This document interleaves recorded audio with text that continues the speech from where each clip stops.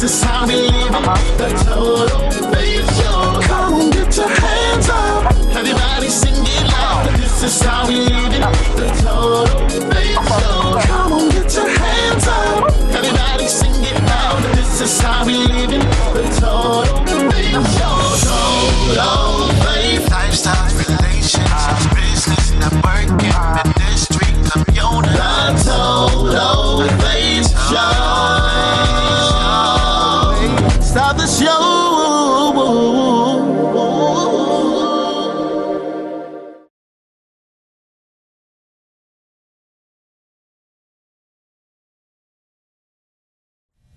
Hello, hello, everyone. I greet you in whatever time zone you are in around the world.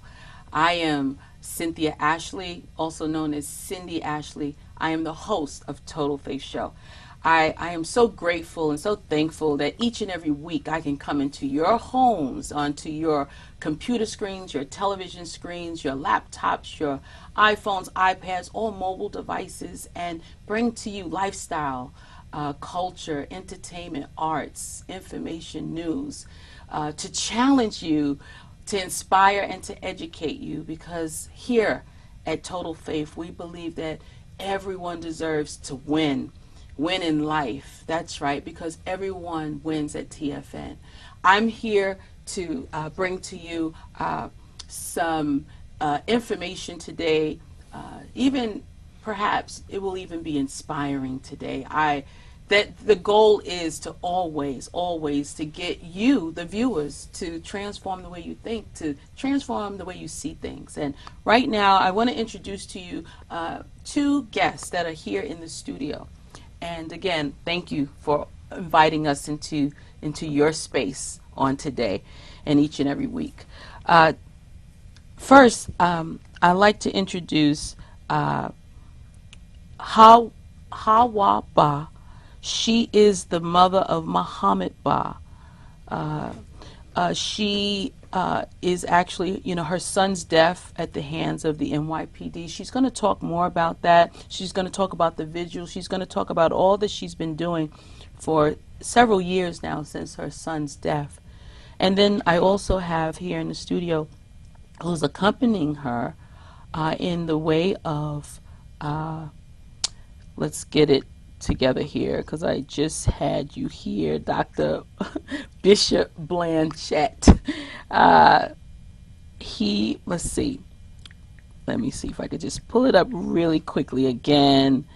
I'm going to let Dr. Blanchett tell you more about what he's doing in the community and in the way of being the president of the, please.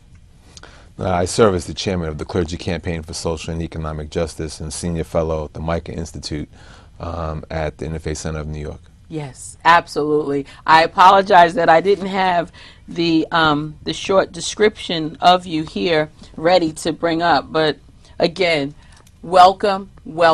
Thank you both for coming and for traveling and taking time from your busy schedules to be here and to talk about the plights and the dilemmas and the challenges of the injustices that are going around, not just here in our community or in our county and state of New York, but around the world, actually. But, my condolences once again. Thank you. This is a very sensitive topic. And, I've had other guests who've sat here to share their stories about what has happened to their loved one. You even know a couple of them, like Kenneth Chamberlain Jr. Yeah, he sat here in these same seats with his attorney, someone by his side. So I thank you, Bishop Blanchett, for being here by the side of Madam Hawa Bah. Thank you so much. So where should we begin? Can I first begin with you, Bishop Blanchett, just so you can just share first before we continue with Madam Hawa. Could you just say your role in just serving or being of help to Madam Hawa Bah? Attention! Have you or a loved one suffered from maculopathy, a serious retinal injury, after taking the prescription drug Almiron for interstitial cystitis or bladder pain syndrome? In 2018, a researcher at the Emory School of Medicine linked Almiron, a prescription drug that treats interstitial cystitis or bladder pain syndrome, to maculopathy, which is sight-threatening and can cause an abrupt change of vision. Call Almiron Justice for a free legal consultation. Please call 800-378-0924. Again, my name is Bishop Dr. Raymond Blanchette. I am the chairman of the Clergy Campaign for Social and Economic Justice with offices in Brooklyn, New York, and I serve as senior fellow of the Micah Institute at the Interfaith Center of New York, and I serve there as the chair of the Education Committee. In my capacity with the Clergy Campaign and in ministry, I've worked in the area of faith and social justice for the last 25 years. And part of the work that we do at the Clergy Campaign is really focused on helping churches and faith congregations around the city and around the country to develop ministries of social justice so that they can help their members of their congregation to deal with issues that they confront within their communities and the cities in which they live. We've been doing that for more than 20 years. I began doing this work specifically with Acorn about 25 years ago, and then when Acorn no longer was an entity after the debacle with Barack Obama becoming president and the GOP getting real upset and defunding Acorn, Bertha Lewis founded the Black Institute, who was the former head of the national organization of Acorn, and I founded the Clergy Campaign for Social and Economic Justice. And the Micah Institute at the Interfaith Center of New York is a conglomeration of interfaith, interreligious organizations, not just ecumenical, but interreligious clergy and organizations, institutional organizations coming together, focusing on faith and social justice. In November of 2016, one of our members, Imam Konate of the Al-Aqsa Mosque in Harlem, introduced Hawa Bah, Madam Hawa Bah, to us, and at that time we committed to work on her campaign to obtain justice for Mohamed Bah. On September 12th of 2012, and Madam Bah will give you the details, but the quick synopsis is that Mohamed Bah had been assaulted, and we don't know who the individuals that assaulted him. We don't know who they were, but he had been assaulted perhaps a week or a week and a half prior, and he may have had a traumatic brain injury. He may have had a concussion. He was not feeling well, and Madam Bah had spoken to him over the phone from where she lived and worked as a business executive in Guinea, West Africa, and she understood that her son was not doing well. So she came she flew into the United States on September 24th to be of support to him, to find out what was going on with him and to help him out.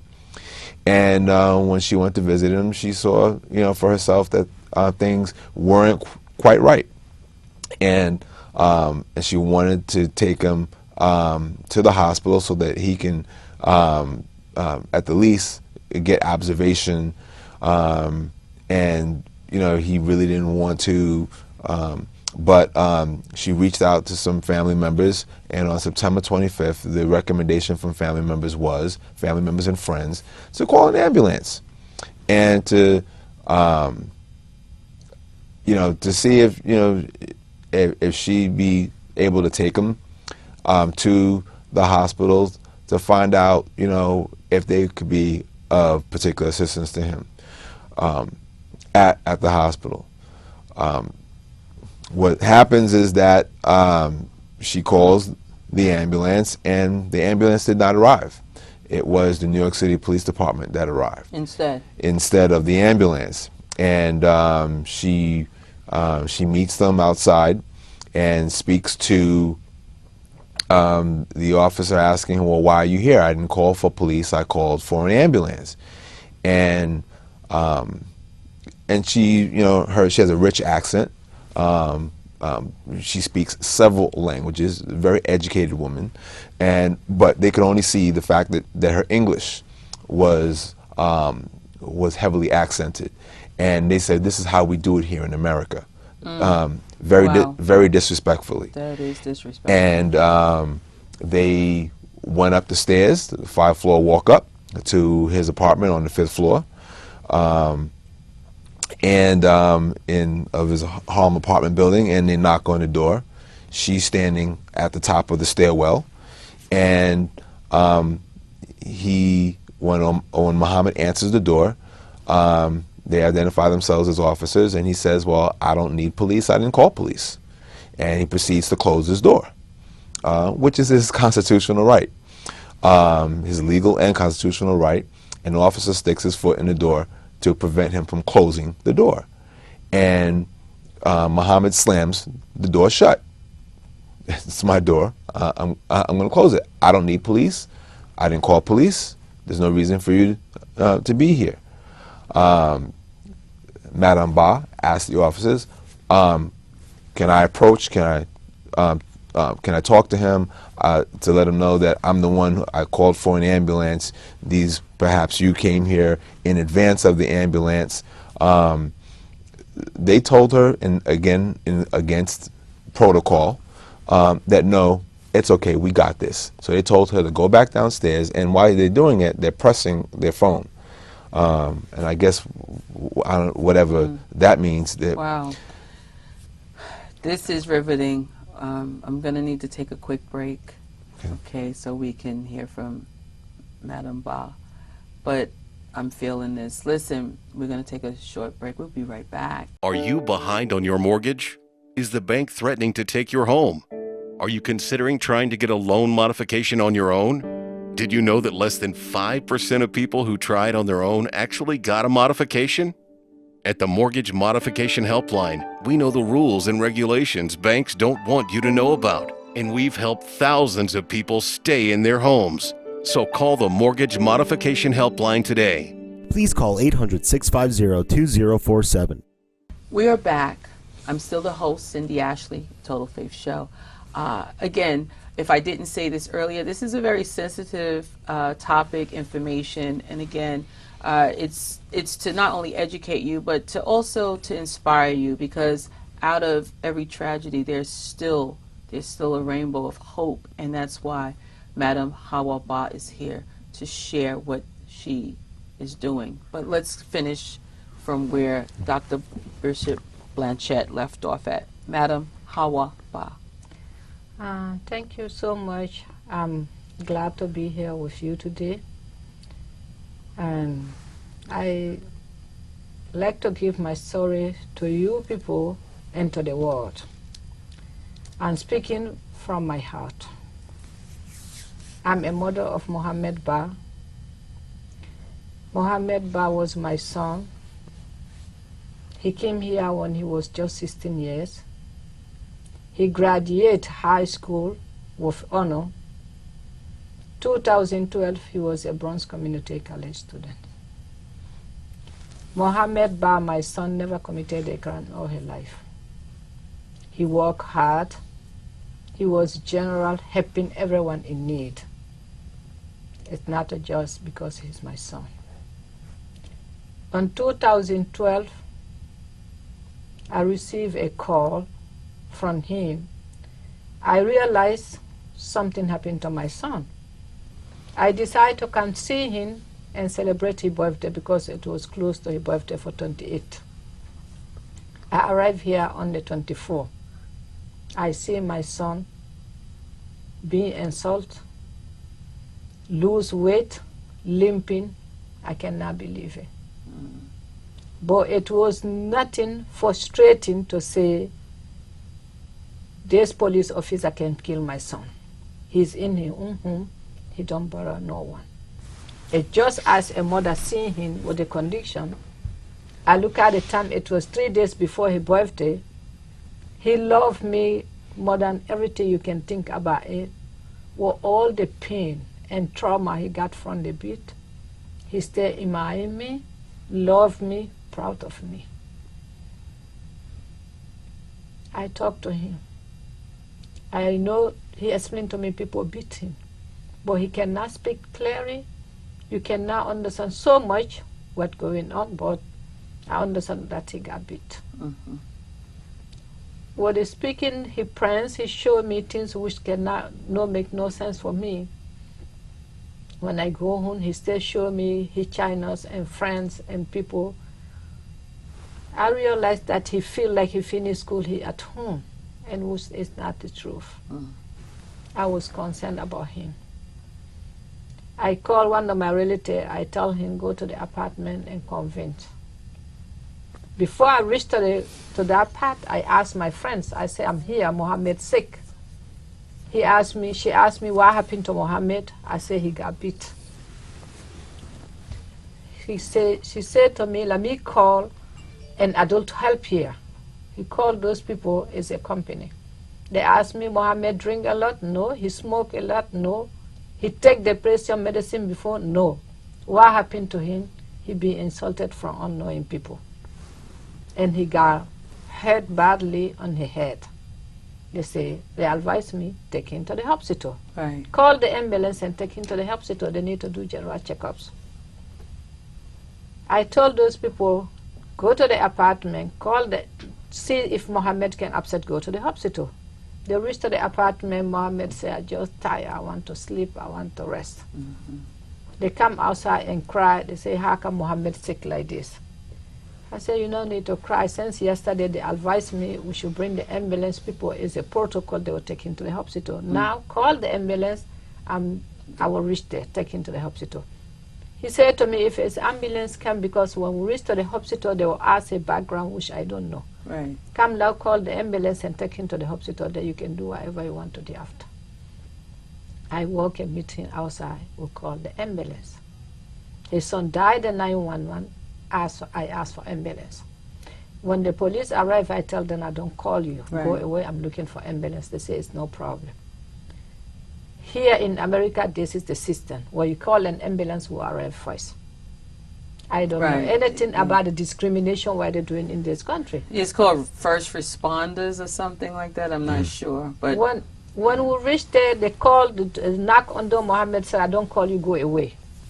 He stepped the middle of the door. Not to say because Mohamed locked the door, he don't hit him, he don't touch him, he don't do nothing. It's the middle of the door. He stepped, he wanted to push the door, and Mohamed pushed the door back and locked. right. And it was the end of my son. I saw him paging the phone. I want to speak to Mohamed. He said, no, don't worry, we'll take him to the hospital, don't worry, let's go downstairs. This is what the police said. That's when he told me, and he back up. I see him paging his phone. I don't know nothing about this. Right. I was you there. Just trusting the system. Yes, I just trust in the system. We should now.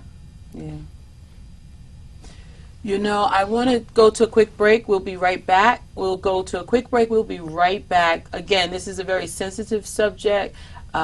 We, in so many ways, especially people of color, African descent, African Americans, we have all been impacted and affected by police abuse, profiling, gunshots, killings. I mean, you name it. It is what it is. We'll be right back. Water heater $1,500. Fridge on the fritz $1,000. You won't pay any of that when you have home warranty coverage from the Home Service Club. They'll repair or replace your covered home appliances and systems for around $1 a day. HSC provides coverage of up to 47 different appliances and systems in your home. Call the number on your screen now. Get a month free plus $75 off your first year HSC home warranty. No worries, just service. We're back. We haven't gone anywhere, and hopefully you haven't. We're back here with Madam Hawa Bah. Can you just go ahead and just tell us what happened eventually to your son? Yes, after that conversation, I was begging then and sending 3 people that let me talk to my son. He will open the door, they refused. They broke his door, they shot him 8 times. They shot him 8 times? 8 times. They shot him 10 times, 8 times on the body. And since that day, I don't have nothing before fighting for justice. Yes. I know I will not see my son again, but I will fight for his legacy and make sure what happened to me not happen to other moms. I want to make sure the heartbreak I got, it won't happen to other mom. Yes. And I want to prove what they do to black and brown here in this country. Yes, it's so true. It's a lot of that goes on around this country, especially when it comes to our black and brown. Bishop, what is the trial? What's going on? Please, if you could sum that up for us. I think I want to take about 30 seconds to really give some context here. Please, please. When they asked Madame Bah to go downstairs to the street, and what she's indicating, and she's being concise, she asked family members to go back upstairs to ask those officers to please allow her to speak to her son. Right.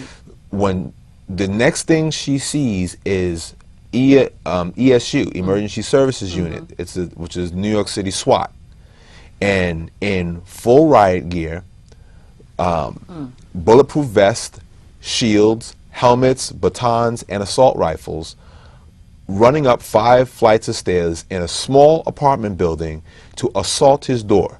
And it needs to be made clear that it took them over an hour to take that door down. Mohamed Bah was being terrorized in his apartment by the New York City Police Department. They did not have probable cause. They did not have a warrant. Okay? I'm going to repeat that. They did not have probable cause. He was not a danger to himself or anyone else, and they did not have a warrant. Mohamed Bah could not have called the police because it was police that was at his door. Right, exactly.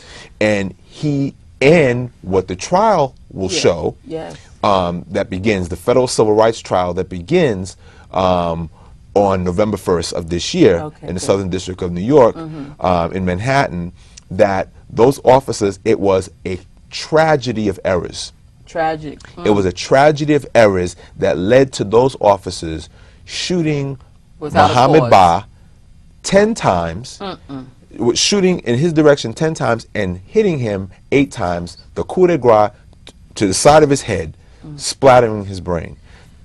That is what happened to Mohamed Bah. You know, thank you so much, Dr. Bishop Blanchette, for sharing to us about the upcoming trial that's going on behalf. We have to rally around. Listen, we have to unify. It's about coming together for a good cause, especially for justice. You know, and I thank you for your courage to come on and to talk about it. And I would love for you to come back, please, again, if you would be so kind, so we can just get more people to rally around, how they can get in touch with you. Can you maybe just tell us how they can get in touch for those who may want to know more about how to help and assist? You on Facebook, right? Justice Committee, Hawa Bah. Justice for Mohamed Bah. Justice for Mohamed Bah. Okay, we're going to put all that information up on the screen. Is there a way that they can contact you or email or something? Can we do that before we close this segment today? You can. We are having a rally on a march on October 22nd. Okay. Which is coming up. Yeah, I don't know how soon this will air, but we will do what we can. It's on Sunday, and it's on Sunday, October 22nd, and the trial begins on November 1st. So hopefully it'll air by November 1st. We'll do our best to get this segment out as soon as possible. But with that said, I want to thank you both for coming on, and again, if you could come back after the trial so we can also hear what has transpired. Okay? It's a long-term campaign to educate and talk to the world about this. So absolutely. These are the things that we must do. We have to keep doing what we do no matter what and not give up. But I want to say thank you. Thank you again for your courage and for coming on. Thank you, Bishop. Blessings to you. And thank you. Thank you for watching and listening to Madam Hawa Bah, who is an educated woman, intelligent, beautiful, and a woman that's fighting for the justice of her son, the late Mohamed Bah. And we want to thank Bishop Blatchett for being alongside her and myself and all those that may want to join in on this fight, if you will, for justice for Mohamed Bah. And with that said, again, we bring to you the voice of the people here at Total Faith Network. And on Total Faith Show, we're here to inform you and to educate you and to inspire you, but more importantly, challenge you. And this right here is a challenge. So if you want to know more information, just go to www.totalfaithnetwork.com and, you know, support. Go to her Facebook page, please, Justice for Mohamed Bah. On Facebook. And again, I want to say thank you for always watching us each and every week, and to those who may have lost a loved one due to gunfire, whether it was by police or whatever way that you've lost a loved one.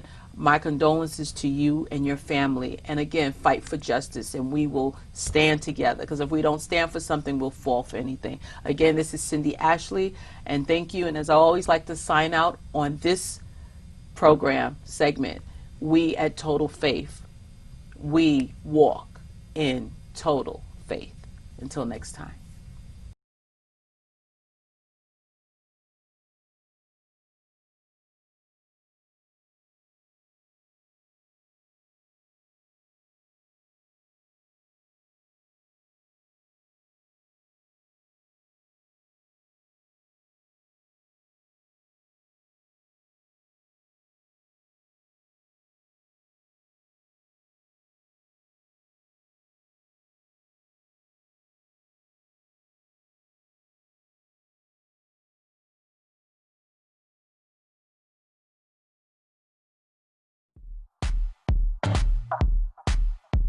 Come on, get your hands up. Everybody sing it out. This is how we live it. The Total Faith Show. Come on, get your hands up. Everybody sing it loud. This is how we live it. The Total